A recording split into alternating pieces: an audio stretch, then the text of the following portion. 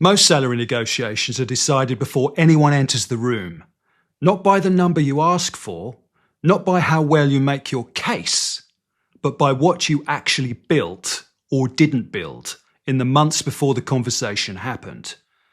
And this pattern costs most professionals more than they realise, not in one conversation, but compounded across every compensation conversation they have for the next decade.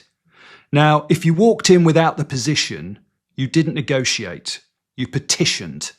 And institutions are very well practiced at handling petitions. Now, here's what most people think a negotiation is: a conversation where two parties discuss a number until they reach an agreement. That's not what it is. A negotiation is actually the final visible moment of a process that began much earlier. And by the time you're sitting across from your manager discussing compensation, the negotiation is already largely over. What happens in that room is the consequence of what happened before it. Now, most people prepare for the conversation. Almost nobody prepares for the position. And those are entirely different things. And it's that gap where most negotiations are actually lost. Now, the first pattern, ineffective, but the most common mistake in the room. I've watched this repeatedly across 20 years of institutional work. A professional decides they want to discuss compensation. They spend the week before the meeting building their case. They document their achievements, they research salary benchmarks, they rehearse how they'll present the argument. I even watched one person spend 3 weeks building a presentation. 14 slides, colour-coded. It covered every project from the previous 2 years, external market data and a specific number with a detailed rationale. And their manager listened carefully, said he understood, said the case was strong, said budgets were constrained, but he would flag it for the next review. The next review came 6 months later, and the same conversation happened again. And it wasn't because the case was weak. It was because they built the case instead of the position. Now, a case is an argument. It requires the other party to be persuaded, whereas a position is a reality. It requires the other party to respond. Now, an argument can be deflected, a position cannot. And the professional who walks in, having documented their achievements, is asking to be believed. But the professional who walks in with a credible external offer is asking to be matched. Now, one is asking for recognition, the other is creating a consequence.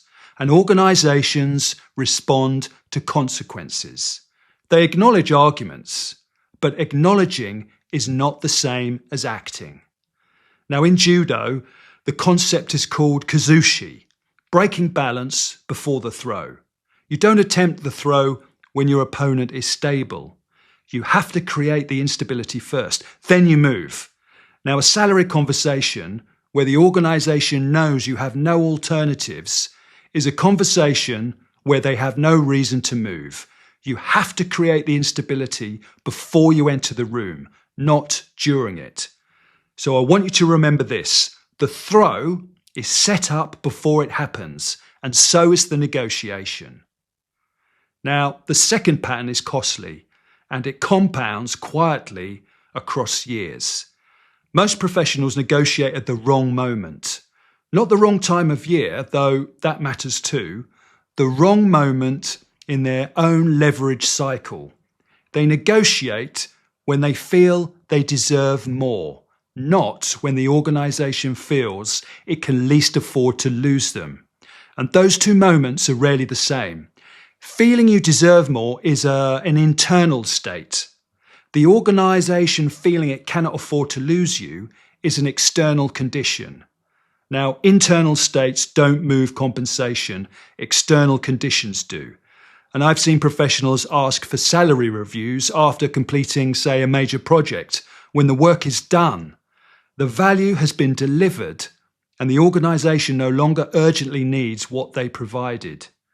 The moment the project completes is actually the worst possible time.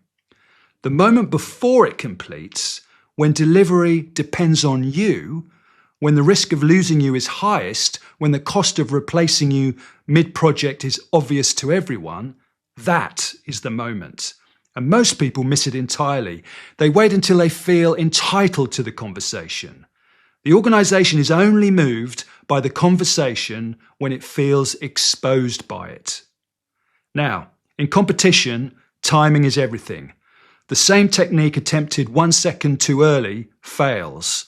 1 second too late, and your opponent has recovered their balance and the opportunity is gone. And judo masters don't just learn the technique, they learn to read the moment. Compensation conversations work identically. The technique, the ask, is almost irrelevant. The moment determines the outcome.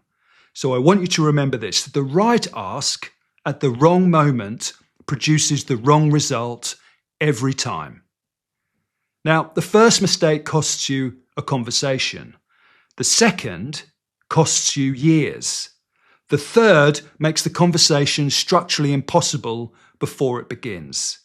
The third pattern is structurally unwinnable from the moment it starts.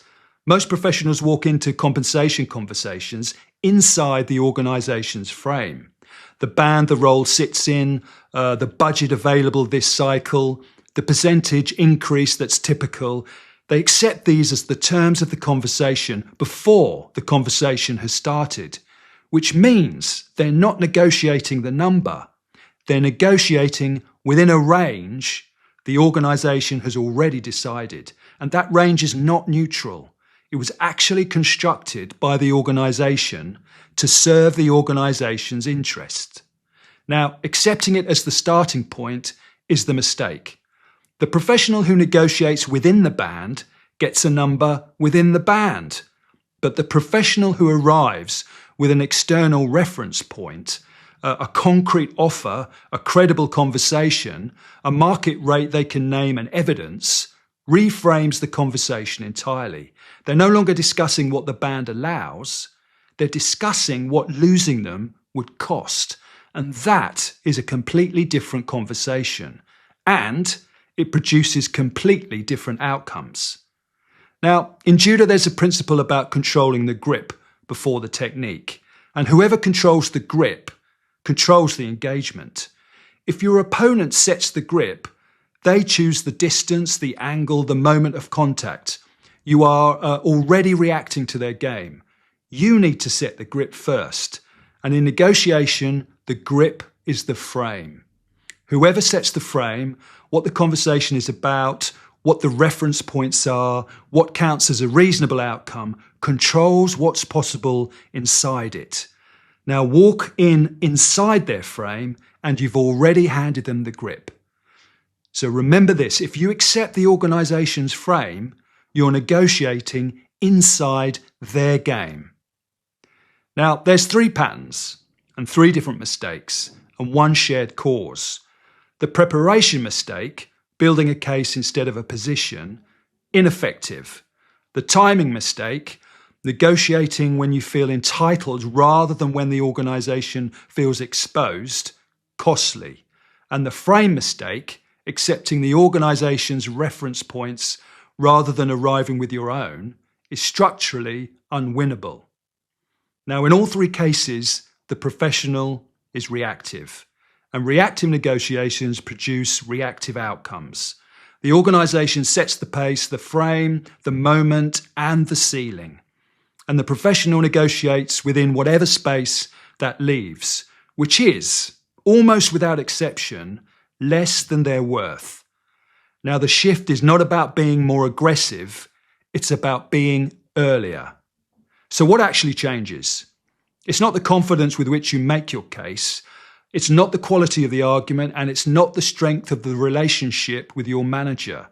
The position you're in when the conversation happens. External options, real ones, not implied ones, that make the cost of losing you concrete rather than theoretical. And timing, chosen deliberately around the moment of maximum exposure for the organisation rather than maximum frustration for you. And the frame, set by you. anchored in market reality rather than internal policy. And none of this requires confrontation. None of it requires an ultimatum. It requires doing the work months before you need the outcome. The professionals who consistently earn what they're worth don't negotiate better, they prepare earlier. So you didn't lose in the negotiation in the room, you lost it in the months before you walked in. The position wasn't there, the timing was wrong, the frame was theirs before you arrived. And these things are fixable, but not on the day. And not because the organisation becomes fair. It's because you stop arriving unprepared.